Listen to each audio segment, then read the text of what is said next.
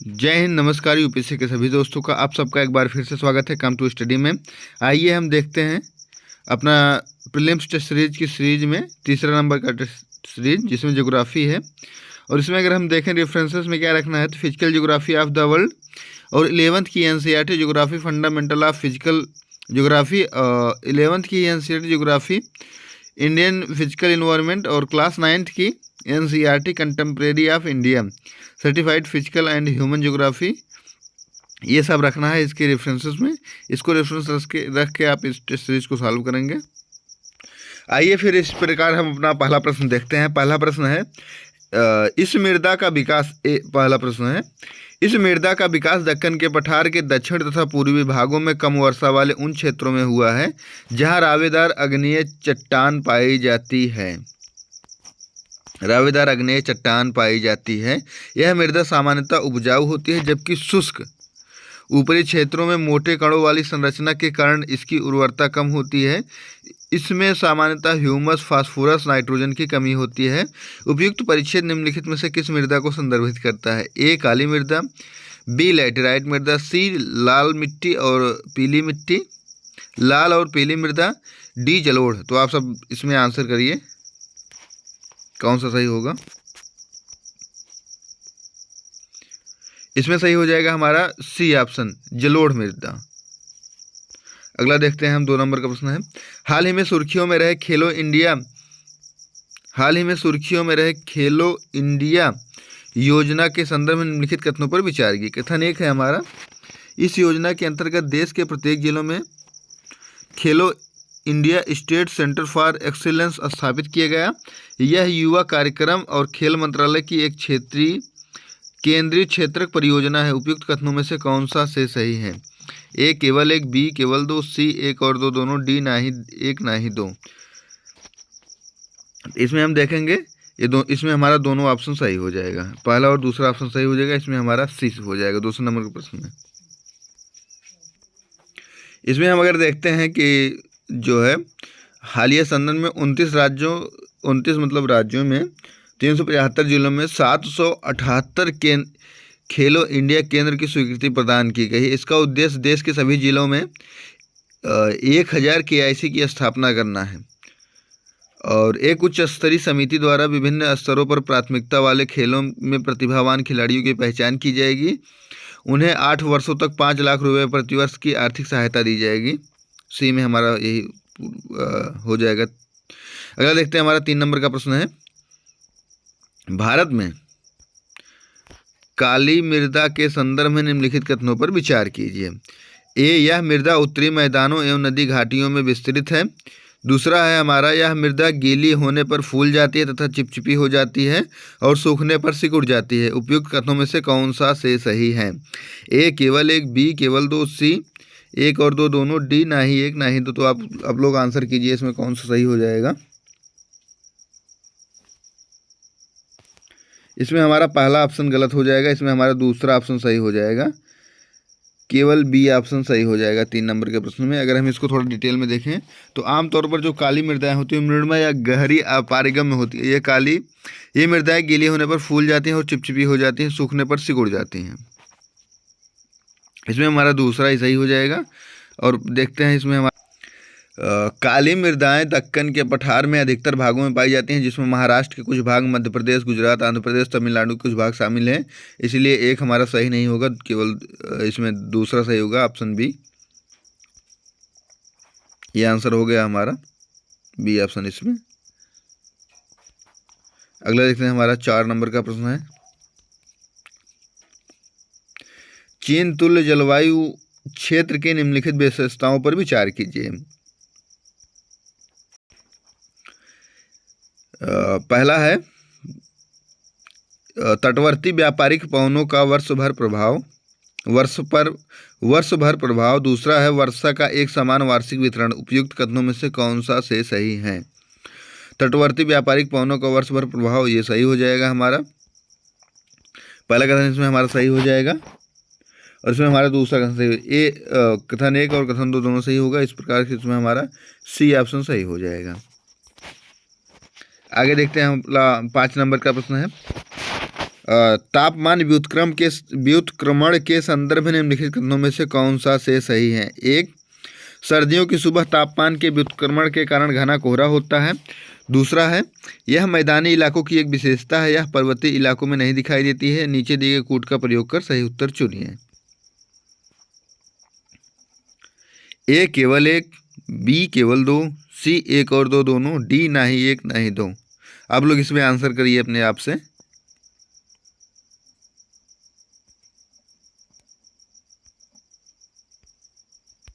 इसमें हमारा वैसे पहला कथन सही हो जाएगा, दूसरा गलत हो जाएगा। इसका हम बताते हैं। पहला सही हो जाएगा तो इस प्रकार से हमारा 5 में ऑप्शन ए सही हो जाएगा। हम इसको बताते हैं थोड़ा। पहाड़ी और पर्वतीय क्षेत्रों में वायु अफवाह के कारण व्युत्क्रमण की उत्पत्ति होती है। इसमें हम देख लेंगे, इसलिए हमारा दूसरा कथन गलत हो जाएगा। ये सिर्फ मैदानी की विशेषता नहीं बल्कि पहाड़ी में दोनों में होती है। अगला देखते हैं, हमारा 6 नंबर का प्रश्न है। निम्नलिखित कथनों पर विचार कीजिए। निम्नलिखित कथनों पर विचार कीजिए। कथन 1 है, भारत में विश्व के स्थलीय क्षेत्रफल का 20% से अधिक भाग है। 20% से अधिक भाग है। दूसरा है, क्षेत्रफल की दृष्टि से यह विश्व का 7वां सबसे बड़ा देश है। भारत का अक्षांशीय और देशांतरी विस्तार लगभग 60 डिग्री है। उपयुक्त कथनों में से कौन सा से सही है? नीचे दिए कूट का प्रयोग कर सही उत्तर मतलब चुनिए। एक और दो, बी केवल दो, केवल 3, सी केवल 2, डी 1, 2 और 3। तो हमारा जो 6 नंबर का प्रश्न है, इसमें हम देखते हैं कौन सा सही हो जाएगा। इसमें आप सब जानते हैं कि पहला हमारा गलत हो जाएगा। जो भारत का विस्तार है, भारत का मतलब विश्व में 2.4% भूभाग पर आच्छादित करता है। और दूसरा है, इसमें तीसरा हम देखते हैं, भारत का अक्षांशीय और देशांतरी विस्तार लगभग 30 डिग्री है। तो ये भी हमारा गलत हो जाएगा। केवल इसमें हमारा दूसरा सही हो जाएगा, दूसरा ऑप्शन सही हो जाएगा। तो देखते हैं हमारा दूसरा किस में है, सी में है। तो इस प्रकार से इसमें हमारा सी ऑप्शन सही हो जाएगा, केवल 2। अगला देखते हैं, निम्नलिखित कथनों पर विचार कीजिए। कथन 1 है, ऊर्जा के संवाहनीय स्थानांतरण की प्रक्रिया मुख्यतः क्षोभ मंडल तक ही सीमित रहती है। दूसरा कथन है, मध्य अक्षांशों में दैनिक मौसम में दैनिक परिवर्तन केवल अभिवाहन के कारण होता है। उपयुक्त कथनों में से कौन सा से सही है? ए केवल 1, बी केवल 2, सी 1 और 2 दोनों, डी ना ही 1 ना ही 2। तो 7 नंबर का प्रश्न है, इसमें हम देखते हैं कौन सा सही होगा। इसमें हमारा पहला सही हो जाएगा, दूसरा दोनों सही हो जाएंगे इसमें। तो इसमें सी ऑप्शन सही हो जाएगा। अगला देखते हैं, 8 नंबर का प्रश्न है, भारतीय प्रायद्वीप खंड की निम्नलिखित विशेषताओं पर विचार कीजिए। विशेषता 1 है, यह मुख्य रूप से प्राचीन नाइस व ग्रेनाइट शैलों से बना है। दूसरा है, पश्चिम में थार मरुस्थल और पूर्व में कार्बी एंगलांग पठार इसके विस्तार हैं। उपयुक्त कथनों में से कौन सा से सही है? ए केवल 1, बी केवल 2, सी 1 और 2 दोनों, डी ना ही 1 ना ही 2। तो इसमें हम देखते हैं 8 नंबर के प्रश्न में क्या हमारा सही होगा। आप लोग कमेंट करिए आराम से।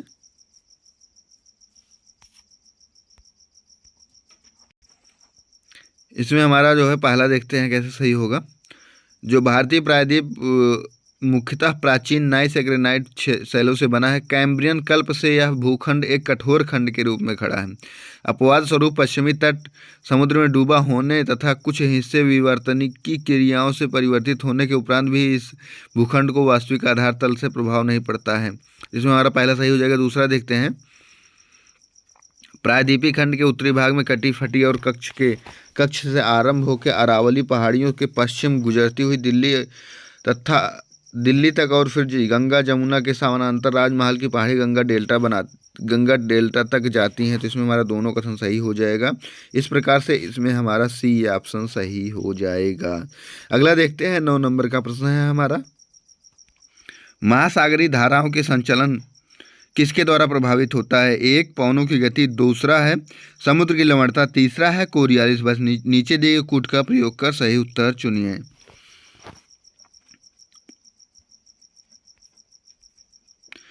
आप लोग इसमें आंसर कीजिए। डी 1, 2, 3 इसमें है। तो आप सब बताइए इसमें कौन सा आंसर सही होगा। वैसे इसमें सभी ऑप्शन सही हो जाएंगे। पवनों की गति, समुद्र की लवणता और कोरियोलिस बल सभी होते हैं, सभी प्रभावित होते हैं, तो सभी से प्रभावित होती है। इसमें डी ऑप्शन सही हो जाएगा। अगला देखते हैं हम। 10 नंबर का प्रश्न है हमारा, मृदा में जैविक पदार्थों के अपघटन के संदर्भ में निम्नलिखित में से कौन सा कथन सही नहीं है। कथन 1 है हमारा, ऑक्सीजन अपघटन की प्रक्रिया को तीव्र करता है। यदि अपरद नाइट्रोजन से भरपूर हो तो अपघटन तीव्र हो जाता है। तीसरा है सी है, मृदा का पीएच अपघटन की प्रक्रिया को प्रभावित करता है। चौथा है हमारा डी ऑप्शन है, शीत तापमान अपघटन की प्रक्रिया को तीव्र करता है। इसमें हम देखते हैं कौन सा जो है जैविक पदार्थों के अपघटन के संदर्भ में सही नहीं है। इसमें हमारा डी सही हो जाएगा। डी नहीं है तो डी आंसर हो जाएगा 10 नंबर के प्रश्न में। आगे देखते हैं हमारा 11 नंबर का प्रश्न है, भारत के प्रायद्वीप पठार के संदर्भ में निम्नलिखित कथनों पर विचार कीजिए। कथन 1 है, यह एक अविरत स्थिर खंड है जो किसी भी भ्रंश या अपसारी सीमा से विहीन है। इसका निर्माण पश्चिम से पूर्व की ओर सामान्य प्रवणता के साथ हुआ है। उपयुक्त कथनों में से कौन सा सही नहीं है। ए केवल 1, बी केवल 2, सी 1 और 2 दोनों, डी ना ही 1 ना ही 2। इसमें हम देखते हैं कौन सा सही हो जाएगा। आप लोग आंसर करिए आराम से।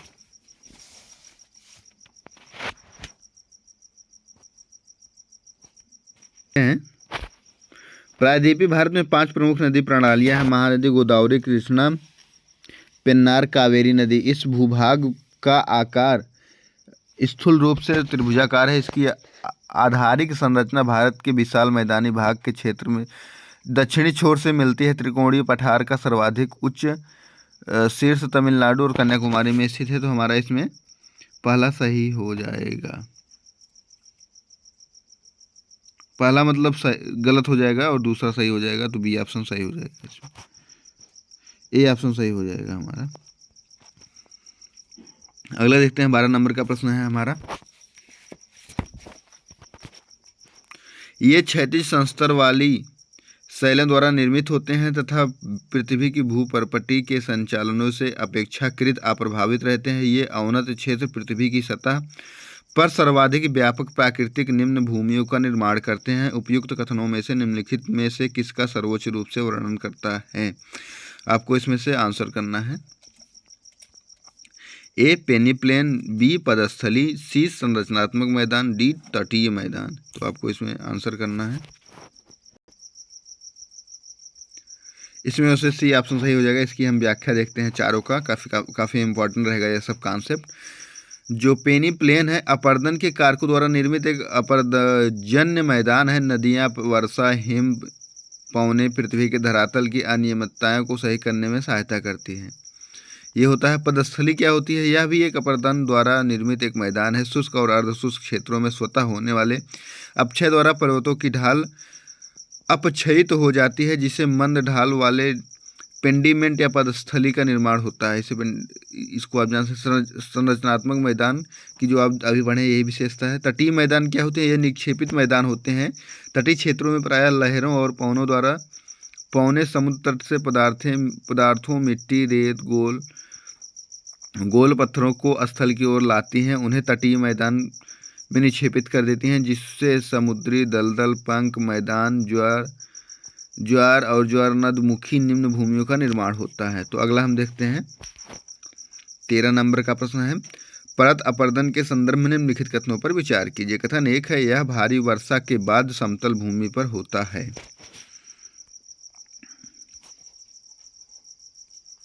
दूसरा है, यह मृदा की महीन और उपजाऊ शीर्ष परत को हटा देता है। तीसरा है, इसके कारण उत्खात भूमि स्थलाकृति का निर्माण होता है। उपयुक्त कथनों में से कौन सा सही है। ए केवल 1 और 2, बी केवल 2, 3, सी केवल 1, 3, डी 1 और 1, 2 और 3। तो इसमें हम देखते हैं कौन सा सही हो जाएगा हमारा 13 नंबर के प्रश्न में। यह भारी वर्षा के बाद समतल भूमि पर होता है। ये हमारा देखते हैं इसमें पहला सही हो जाएगा। दूसरा, यह मृदा का महीन और उपजाऊ शीर्ष परत को हटा देता है। ये भी सही हो जाएगा। इसके कारण उत्खात भूमि स्थलाकृति का निर्माण तो है, ये गलत हो जाएगा हमारा। इसमें केवल 1 और 2, ए ऑप्शन सही हो जाएगा। अगला देखते हैं हम 14 नंबर का प्रश्न है, निम्नलिखित में से कौन सा शिलीभवन की प्रक्रिया का सर्वोत्तम वर्णन करता है? यह तलछट के ठोस होने के माध्यम से शैलों के निर्माण की प्रक्रिया है। दूसरा है बी है, यह शैलों के अपरदन तथा उनके डेल्टाई मैदानों में निक्षेपण की प्रक्रिया है। यह लावा मैदान के निर्माण हेतु मैग्मा के ठंडे होने को संदर्भित करता है। डी है, इसमें यह ऊष्मा एवं दाब के अधीन शैलों के कायांतरण को संदर्भित करता है। इसमें हम देखते हैं कौन सा सही होगा।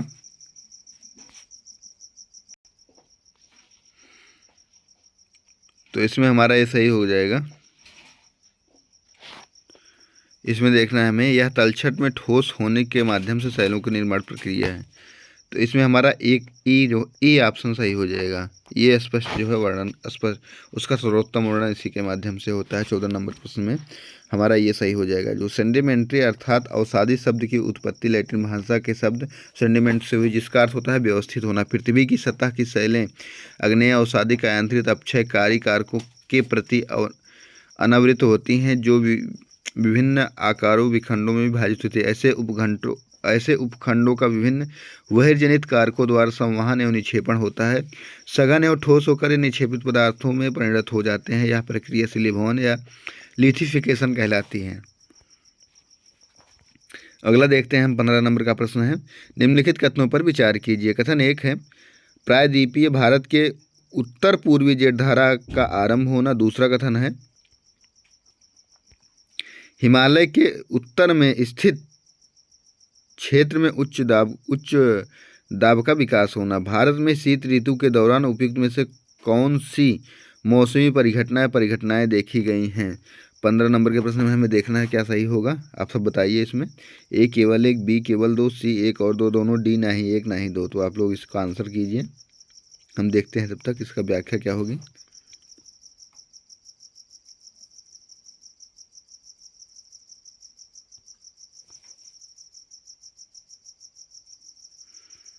भारत में शीत ऋतु और मोटे तौर पर जो नवंबर से मार्च तक रहती है शीत ऋतु मौसमी परिघटनाओं की निम्नलिखित विशेषताएं होती हैं। कुछ इसकी विशेषताएं होती हैं। हिमालय के उत्तर में स्थित क्षेत्र उच्च दाब की स्थिति विकसित होती है, इसलिए दो कथन हमारा कथन नंबर 2 सही हो जाएगा और पहला हमारा गलत हो जाएगा। तो 15 नंबर के प्रश्न में बी ऑप्शन सही हो जाएगा हमारा, केवल 2। अगला देखते हैं 16 नंबर का प्रश्न है हमारा, पूर्वी जेट धारा के संदर्भ में निम्नलिखित कथनों पर विचार कीजिए। कथन 1 है, दक्षिण पश्चिम मानसून अवधि के दौरान पूर्वी जेट धारा दक्षिण की ओर स्थानांतरित हो जाती है। दूसरा कथन है हमारा, पूर्वी जेट धारा भारत में उष्णकटिबंधीय चक्रवातों को लाने हेतु उत्तरदायी होती है। उपयुक्त कथनों में से कौन सा से सही है? तो इसमें देखते हैं हमारा 16 नंबर के प्रश्न में हमारा केवल 2 सही हो जाएगा। ऑप्शन केवल कथन 2 सही होगा तो ऑप्शन बी सही हो जाएगा। आप लोग आंसर करते रहिए। अगला देखते हैं 17 नंबर का प्रश्न है हमारा, निम्नलिखित युग्मों पर विचार कीजिए। कृषि वानिकी, एक ही भूमि पर वृक्षों और कृषि फसलों को उगाना। दूसरा है फार्म वानिकी, अपनी कृषि भूमि पर व्यावसायिक और गैर व्यावसायिक उद्देश्यों के लिए वृक्ष लगाना। तीसरा है शहरी वानिकी, शहरी केंद्रों और उनके आसपास सार्वजनिक एवं निजी स्वामित्व वाली भूमि पर वृक्ष लगाना। उपयुक्त युग्मों में कौन सा ही सुमेलित है? ए केवल 1 2 3, बी केवल 2 3, सी 1 3, डी 1 2। तो आप सब जानते हैं इसका स्पष्ट व्याख्या सभी की सही है।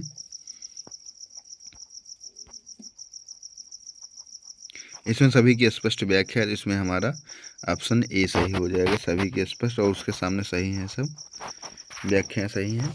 18 नंबर का प्रश्न है हमारा, 17 नंबर का प्रश्न हो गया। 18 नंबर का प्रश्न है हमारा, ज्वार भाटा के संदर्भ में निम्नलिखित कथनों पर विचार कीजिए। प्रत्येक 24 घंटे की अवधि में 2 उच्च ज्वार और 2 निम्न ज्वार आते हैं। दूसरा है, ज्वार भाटा पृथ्वी और चंद्रमा की स्थिति के कारण घटित होते हैं। ये ज्वार नद मुखों से प्रदूषित जल को हटाने में सहायता करते हैं। उपयुक्त कथनों में से कौन सा सही है? ए केवल 1 और 2, बी केवल 2 3, सी केवल 1 3, डी 1 2 3। तो आप लोग इसका आंसर करिए आराम से।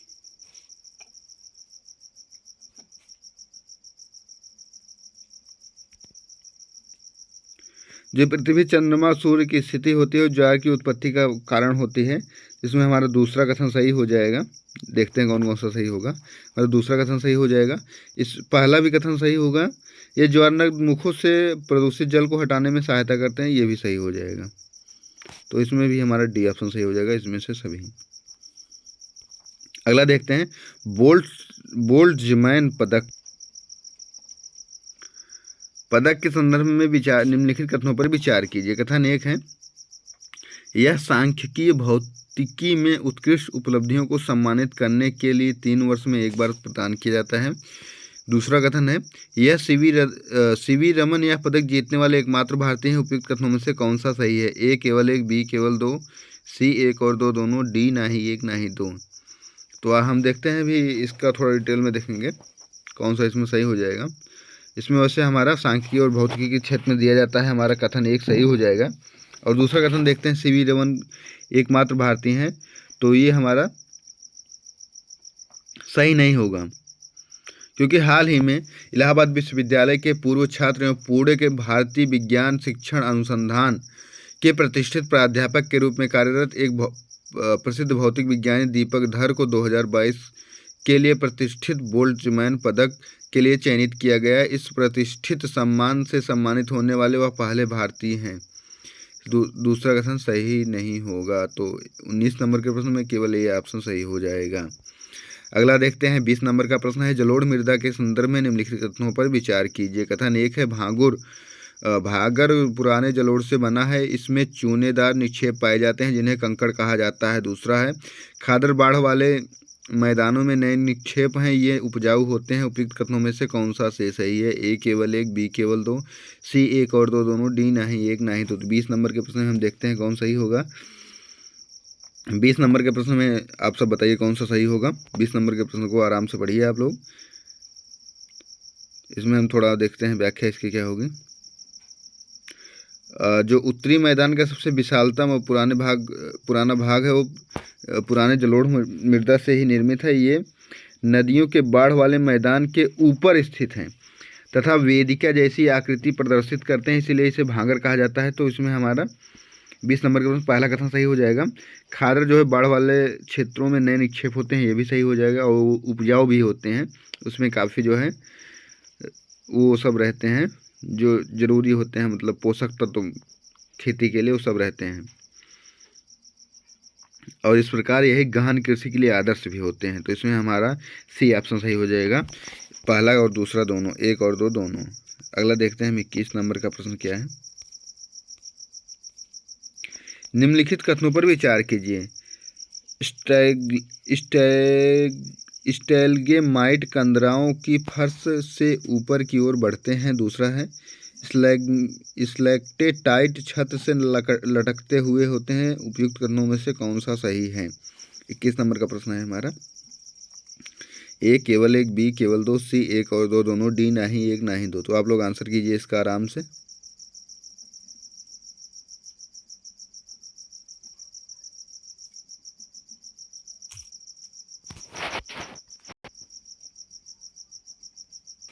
जो स्टेलगेमाइट कंदराओं की फर्श के ऊपर बढ़ते हैं, ये सही हो जाएगा क्योंकि ये एक भूमिगत कंदराओं की छत से जो होता है वही होता है, हिमस्तंभ जैसे होते हैं। तो ये सही हो जाएगा। छत से लटकते हुए बनते हैं, ये भी सही हो जाएगा, दोनों सही हो जाता है। तो 21 नंबर का प्रश्न हमारा बी सी ऑप्शन सही हो जाएगा, 1 और दोनों 2 सही हो जाएगा। 22 नंबर का प्रश्न है हमारा, आगे देखते हैं। एशियाई शेर के संदर्भ में निम्नलिखित कथनों पर विचार कीजिए। इसे IUCN की लाल सूची में गंभीर रूप से संकटग्रस्त के रूप में सूचीबद्ध किया गया है।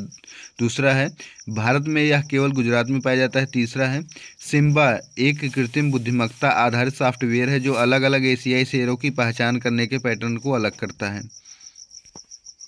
उपयुक्त कथनों में से कौन सा से सही है? ए केवल 1 और 2, बी केवल 2 3, सी केवल 1 3, डी 1 2 3। तो इसमें हम देखते हैं, इसमें सबसे पहले हम देखेंगे क्या आप लोग आंसर करिए आराम से। इसमें हमारा पहला गलत हो जाएगा, उसके बाद बचा दूसरा और तीसरा, ये दोनों सही हो जाएंगे। इसको थोड़ा हम डिटेल में देख लेते हैं। तो 1 और 2 बी ए ऑप्शन सही हो जाएगा। इसको हम थोड़ा डिटेल में देखेंगे, इसकी व्याख्या क्या होगी, क्योंकि करंट ये चर्चा में क्यों रहा। हाल ही में गुजरात वन विभाग Simba software with intelligence marking west identification of Asiatic lion Simba का उपयोग करने की योजना बना रहा है। यह एक फोटो पहचान आधारित सॉफ्टवेयर है जिसे विशेष रूप से पैटर्न या चिन्हों को अलग करने के लिए डिजाइन किया गया है। यह सॉफ्टवेयर हैदराबाद में स्थित टेलियो लैब्स द्वारा विकसित किया गया है। इस सॉफ्टवेयर को पर्याप्त प्रशिक्षण डेटा के साथ तैयार किया गया है तथा यह रुचि के क्षेत्र में ROI पृथक करने और पुनः पहचान के लिए उन्हें पृथक करने की में सक्षम बनाता है। तीसरा कथन सही हो जाएगा। और जो देखते हैं हमारा दूसरा है, गुजरात के सौराष्ट्र क्षेत्र के गिर और अन्य संरक्षित क्षेत्रों के में अधिवासित एशियाई क्षेत्र अफ्रीका से बाहर विश्व के शेरों के एकमात्र जंगली समाविष्टि है, इसलिए कथन दूसरा भी सही हो जाएगा।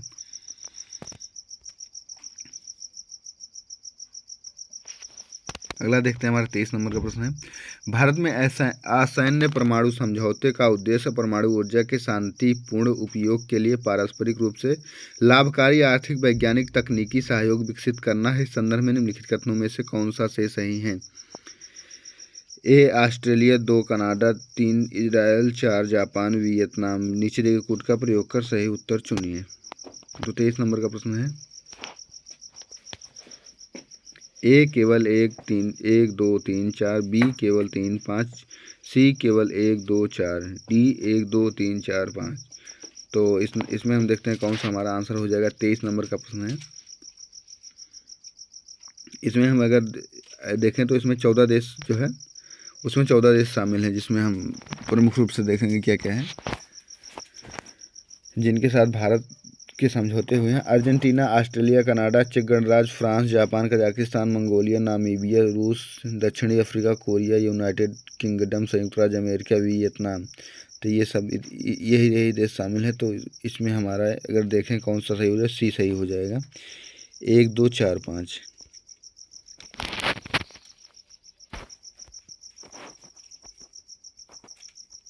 24 नंबर का प्रश्न है, इसको थोड़ा भी हम डिटेल में देखेंगे। एल नीनो के संदर्भ में निम्नलिखित कथनों में से कौन सा से सही है। यह एक भूमध्य रेखीय उष्ण समुद्री धारा का विस्तार मात्र है जो अस्थायी रूप से ठंडी पेरुवियन धारा द्वारा प्रतिस्थापित हो जाती है। दूसरा है हमारा, एल नीनो की घटना के कारण भारतीय उपमहाद्वीप में दक्षिण पश्चिम मानसून के आगमन में देरी होती है। नीचे दिए गए कोड का प्रयोग कर सही उत्तर चुनिए। A केवल 1, B केवल 2,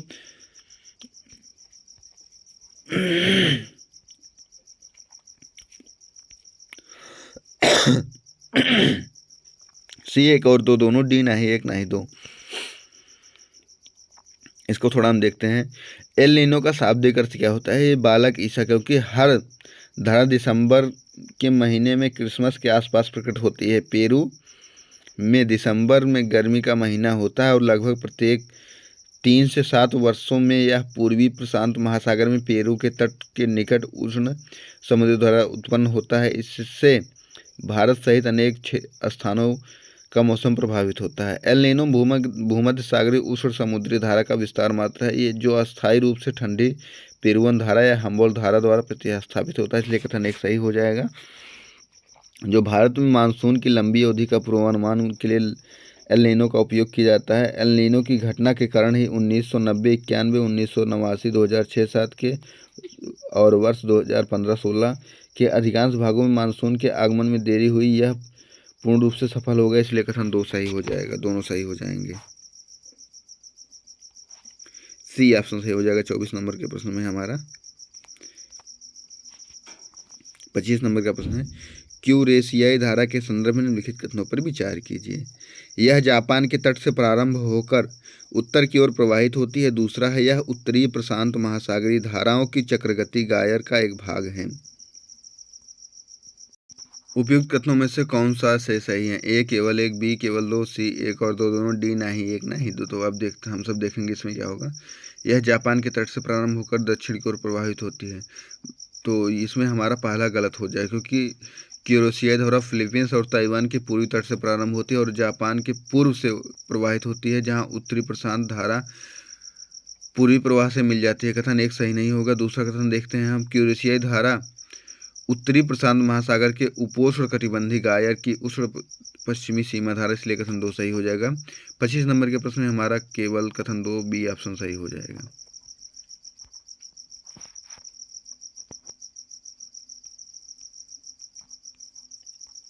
इसी प्रकार के वीडियो को पाने के लिए चैनल को लाइक करें, शेयर करें, सब्सक्राइब करें। हम लगातार इस टेस्ट सीरीज को सॉल्व कराते रहेंगे। आप लोग कमेंट करिए, अगर कुछ भी वीडियो में समस्या रहे, कोई भी सुझाव हो तो आप कमेंट कर सकते हैं। जय हिंद, नमस्कार। मिलते हैं अगले वीडियो में जल्द ही। आप लोग लगातार प्रैक्टिस करते रहिए, एग्ज़ाम पास है।